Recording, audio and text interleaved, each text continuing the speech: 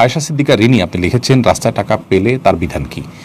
রাস্তায় টাকা পেলে যদি টাকাটা খুব অল্প স্বল্প হয়, আপনি নিজে অভাবী হলে নিজে খেয়ে ফেলতে পারেন, ভোগ করতে পারেন। আর যদি নিজে অভাবী না হন, তাহলে কোনো গরিব মানুষকে আপনি দান করলেন, এটা করবেন। আর যদি টাকাটা অ্যামাউন্টটা গুরুত্বপূর্ণ হয়, বড় হয়, তাহলে সেক্ষেত্রে আপনি সেই টাকাটা নিজে যেমন ভোগ করতে পারেন,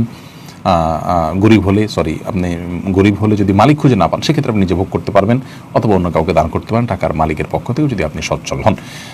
আর এটি করা যাবে তখন যদি আপনি টাকার মালিক খোঁজার জন্য আপ্রাণ চেষ্টা করে থাকেন, ঘোষণা দিয়ে বিভিন্নভাবে আপনি অপেক্ষা করে তারপরে আপনি যদি দান করেন। এক্ষেত্রে অবশ্যই একটা বেশ ইন্টারেস্টিং মাসআলা আছে, সেটা হলো যদি আপনি দান করে থাকেন তারপরে মালিক খুঁজে পাইছেন অনেক পরে, তাহলে সেক্ষেত্রে আপনার মালিককে টাকাটা ফেরত দিতে হবে অনেক ফকিদের মতে।